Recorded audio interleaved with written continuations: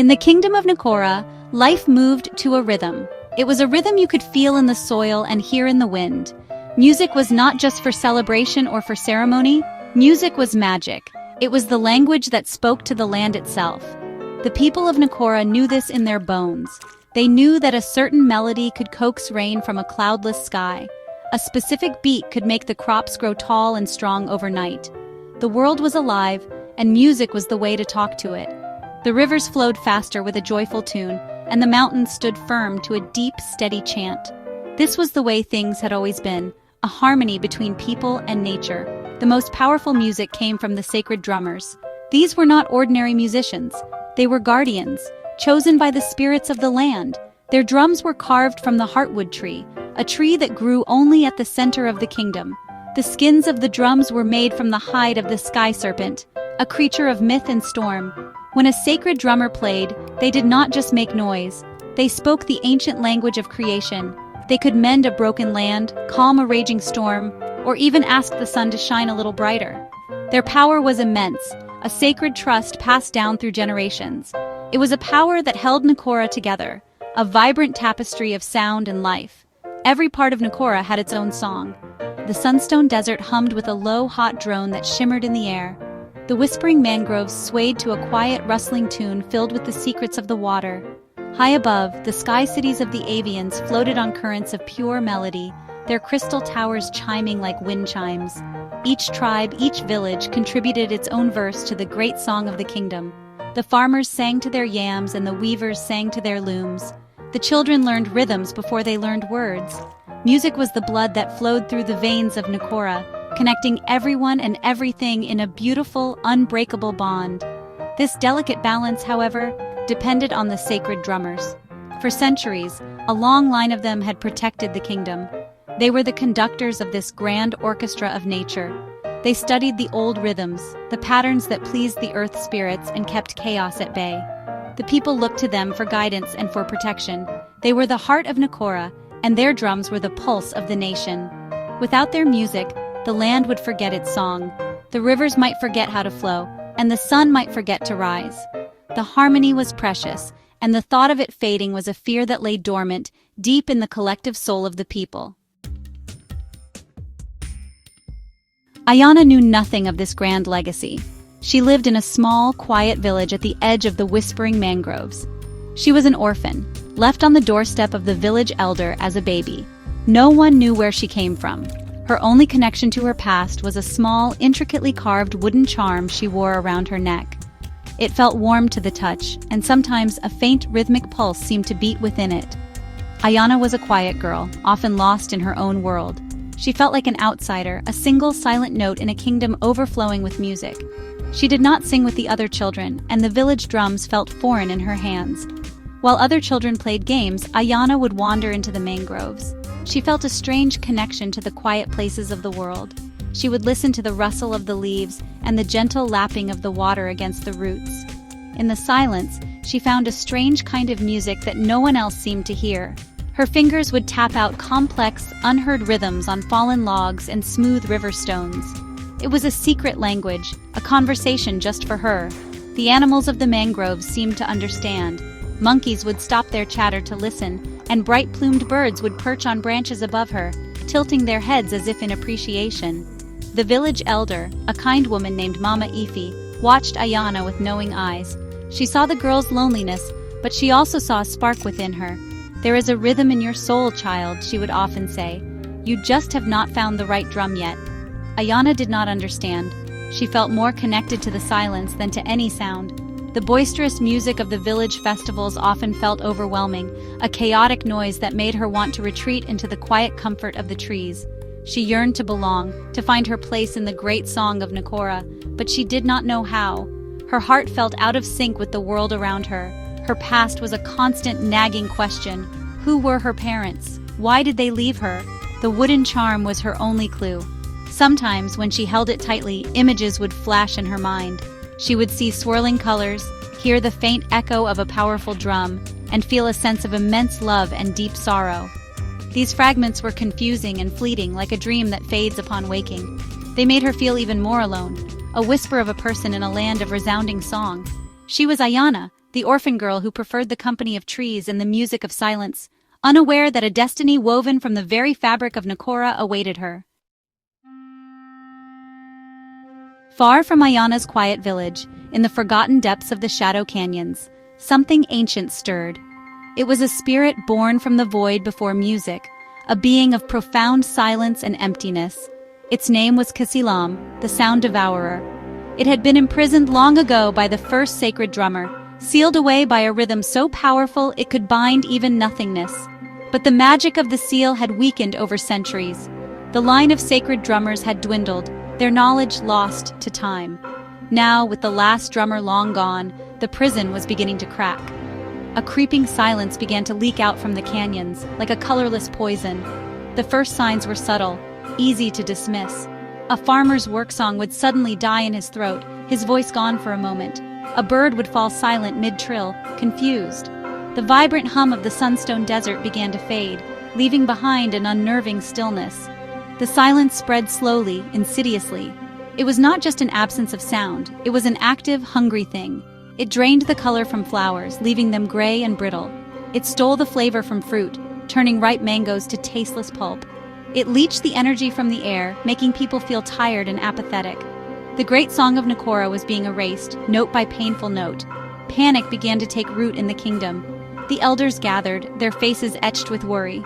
They performed the old rituals, sang the old songs, but their music felt weak, hollow. It was like shouting into a thick fog. The land was not responding. The rivers grew sluggish, their currents slowing to a crawl. The winds died down, leaving the sky cities to drift aimlessly. The very heart of Nkora was growing faint, its rhythm faltering. Fear was a discordant note that grew louder each day. People began to hoard food and lock their doors, the communal spirit of the kingdom fracturing under the strain of the encroaching emptiness. Kasilam's influence grew stronger with each passing day. The spirit did not need an army. Its power was in the quiet decay it brought. It fed on the harmony of Nkora, growing more substantial as the kingdom fell into disarray. Its goal was simple and terrifying, to return the world to the absolute silence from which it came. The elders knew the legends. They knew that only the beat of a sacred drum played by a true heir could push back the silence. But there were no sacred drummers left. The last one had vanished decades ago, leaving behind only stories. The kingdom was on the brink of chaos, its vibrant life force fading into a silent, gray oblivion. The creeping silence finally reached Ayana's village. One morning, the vibrant chorus of the mangroves was gone. The air was heavy, still. The children's laughter was muted, their games listless. A deep unease settled over everyone. That night, Ayana had a powerful dream. She saw a woman with kind eyes, her face framed by intricate braids. The woman was playing a magnificent drum, and with every beat, light and color pulsed across a darkening land. The woman turned to Ayana and smiled, a sad but hopeful expression on her face. "The rhythm is in your blood," she whispered, her voice like the rustle of leaves. "You must find the drum. You must play." When Ayana woke, the wooden charm around her neck was glowing with a soft golden light. It was warmer than ever before, and the pulse inside it was strong and steady, like a tiny heart. She knew with a certainty that came from deep within her soul what she had to do. The dream was not just a dream, it was a memory, a message. The woman was her mother, and the drum was her destiny. The silence that terrified everyone else felt like a personal challenge to her. It was the opposite of the secret music she had always felt inside her. To fight it, she needed to unleash the rhythm that had been dormant within her for so long. She went to Mama Efe, her heart pounding with a mixture of fear and purpose. She told the elder about her dream and showed her the glowing charm. Mama Efe listened patiently, a flicker of understanding in her old eyes. She took Ayana's hands and examined the charm closely. "This is the mark of the drummer's lineage," she said, her voice filled with awe. "Your mother was the last sacred drummer of Nkora. She hid you here to protect you. The legends say that the last drum, Djembe Almasi, the diamond drum, is hidden, waiting for the one who carries the rhythm in their blood. You are that one, Ayana. You are Nkora's only hope." The weight of this revelation was immense, but it did not crush Ayana. Instead, it filled the empty spaces inside her. Her quiet nature, her secret rhythms, her feeling of being an outsider. It all made sense now. She was not meant for the simple songs of the village. She was born for the great song of the kingdom. With a newfound resolve, she prepared to leave. Mama Ife gave her a satchel with food, water, and a map drawn from memory, passed down from the old stories. Ayana said goodbye to the only home she had ever known. She stepped out of the village, not as an orphan, but as the last sacred drummer on a quest to find her instrument and save her world. Ayana's journey began in the Sunstone Desert, a vast expanse of shimmering sand and scorching heat. The silence here was profound, broken only by the whisper of the wind. It was here that she met her first companion, a magnificent leopard with fur like polished obsidian and eyes like molten gold cornered her by a rocky outcrop. But instead of attacking, it spoke, its voice a low, gravelly rumble. "You carry the scent of the heartwood," the leopard said. "You are the one. My name is Kafele, and I am bound by an ancient oath to protect the sacred drummer." Ayana was startled but not afraid. Kafele's presence was powerful and reassuring, a steady beat in the silent land. Their path then led them to the bustling market city of Jengu, which was struggling against the creeping apathy. Here they encountered Jide, a young griot, a traditional storyteller and musician. Jide was rebellious, frustrated with the old songs that no longer held power against the silence. He was experimenting with new rhythms, new instruments, trying to find a sound that could fight back. He saw Ayana and Kafele and was intrigued by the determined girl and her talking leopard companion. When he learned of her quest, he scoffed at first, but then he heard the faint, powerful rhythm that seemed to emanate from Ayana herself. He decided to join them, his cynical wit and inventive mind a sharp contrast to Kafele's stoic wisdom. The trio's strangest encounter happened in the Whispering Mangroves, Ayana's old home. While searching for a hidden path, Ayana's glowing charm activated a forgotten piece of ancient technology. A shimmering holographic figure appeared before them. It introduced itself as Kai, a spirit from a distant future. Kai explained it was a sentient archive sent back in time to assist the last drummer. It possessed vast knowledge of history, science, and technology, but it spoke in clipped, logical phrases that often confused Jide and amused Kafele. Kai's purpose was to provide data and analysis, a guide through the forgotten lore and technology of Nkora's past, which were more advanced than anyone remembered. This unlikely group formed a strange but effective fellowship. Kafele, the guardian, provided strength and a deep connection to the natural world. Jide, the griot, brought innovation and a relentless spirit of defiance, his modern beats clashing and merging with ancient traditions. Kai, the spirit from the future, offered logic and knowledge, a bridge between magic and science. And at the center was Ayana, the quiet girl learning to become a leader. They were a band of misfits, each an outsider in their own way. Together, they represented the past, present, and future of Nkora, a new kind of harmony ready to face the encroaching silence. The Fellowship's quest was a journey across the breathtaking and dangerous landscapes of Nkora. Their first great trial was crossing the Sunstone Desert.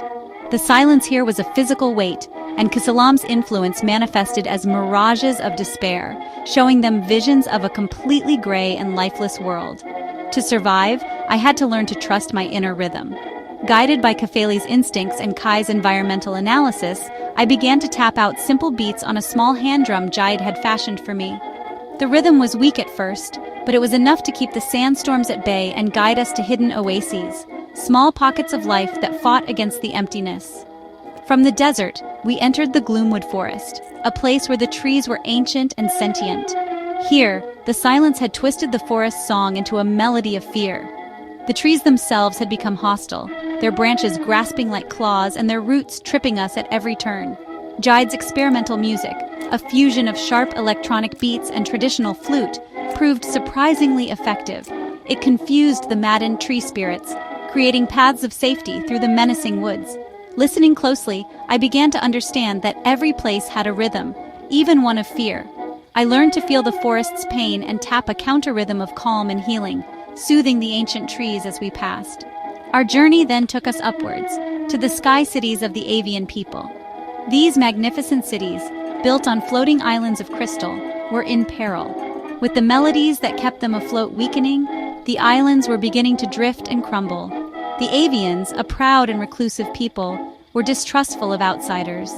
I had to earn their trust not with words, but with music. Kai projected ancient schematics of the city's levitation crystals, revealing they were powered by harmonic resonance.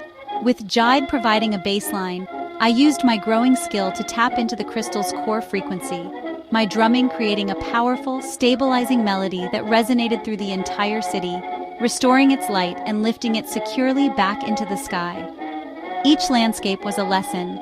Each challenge forced me to dig deeper, to find a new rhythm, a new understanding of the connection between my drumming and the world around me. I learned to drum the rhythm of stone to find a secure path on a crumbling cliff. I learned the rhythm of water to find an underground river. I was no longer just tapping on a drum. I was having a conversation with Nkora. The land was my teacher and my companions were my guides. With every step, every beat, the quiet orphan girl was disappearing, and in her place, a powerful drummer was beginning to emerge, my confidence growing with the strength of my music. As we traveled, my primary focus became mastering the lost language of the drums. It was more than just hitting a drum skin. It was an intricate art form, a complex language of beats, tones, and silences that could influence the very fabric of reality. Kai, the spirit from the future, was an invaluable teacher. It projected ancient texts and holographic recordings of past drummers, allowing me to see and hear the techniques of my ancestors. I spent every evening around our campfire practicing, my hands often sore and blistered. Jeed, with his keen musical ear, helped me break down the complex rhythms, while Kafele would listen intently, growling in approval when I finally got a sequence right. The journey was also one of self-discovery. Through Kai's archives and the stories awakened by my drumming, I learned about my lineage. I saw visions of my mother, a powerful and beloved drummer named Fela. I learned that Fela had foreseen the return of Kasilam and had hidden me to protect me, creating the charm as a key to awaken my powers when the time was right. This knowledge healed a deep wound in my heart. I was not abandoned, I was saved. I was the vessel of a legacy of courage and sacrifice. My drumming became infused with a new emotional depth, a love for the mother I never knew, and a fierce determination to honor her memory. The ultimate test of my learning came when we finally reached the heartwood tree at the center of Nkora. It was here that the sacred drum, Djembe Almasi, was hidden. But the tree was guarded by spirit guardians who tested all who approached. They did not respond to words or force, only to the true language of the drums. I had to perform the rhythm of lineage, a complex piece of music that told the story of Nkora and my ancestors. As I played, my hands flew across the practice drum, pouring all my learning, my pain, and my hope into the music. The rhythm spoke of creation, of harmony, of the thread of silence, and of a daughter's love. The guardians listened, and as the final beat faded, the massive heartwood tree glowed with a soft light. A hollow in its trunk opened, revealing the Djembe Almasi. It was more beautiful than any of the recordings. Its wooden body seemed to pulse with a life of its own, and its surface was covered in carvings that told the history of the kingdom. When I touched it, a powerful energy surged through me. It felt like coming home. Holding the sacred drum, I was no longer just a student. I felt the strength of every sacred drummer who had come before me. I had found my instrument, and in doing so, I had truly found myself. With the Djembe Almasi in our possession, the fellowship raced against time.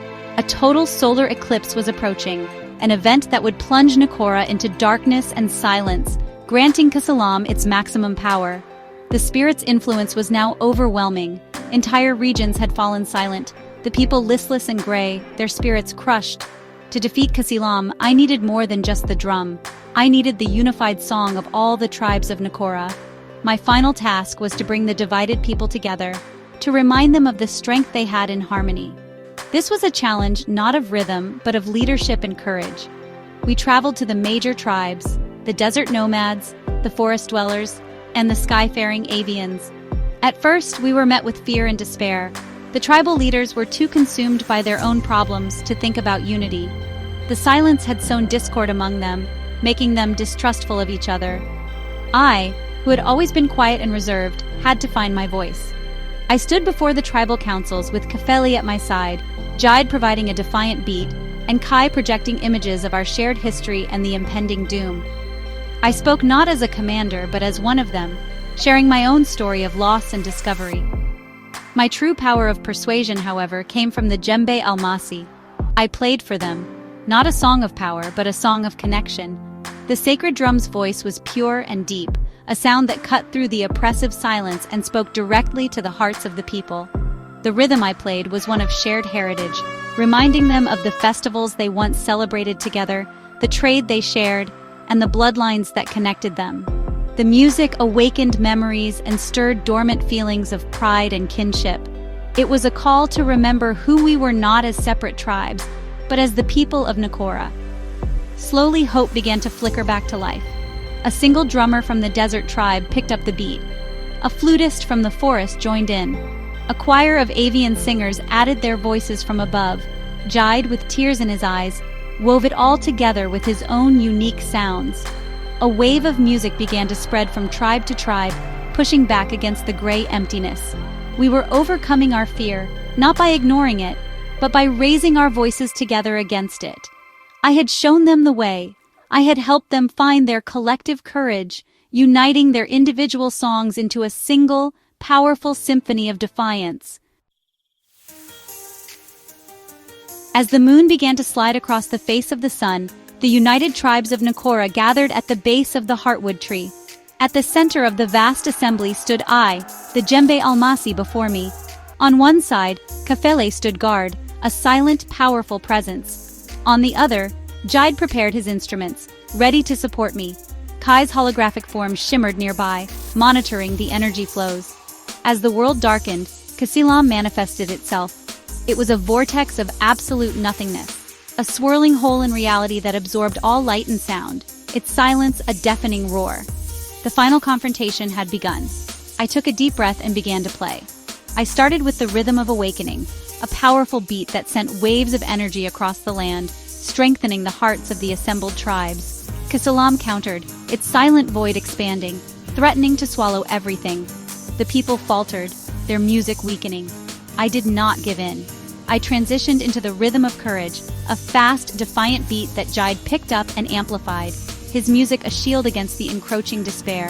The people found their strength again, their combined song rising to meet the challenge. It was a battle of sound against silence, of creation against oblivion.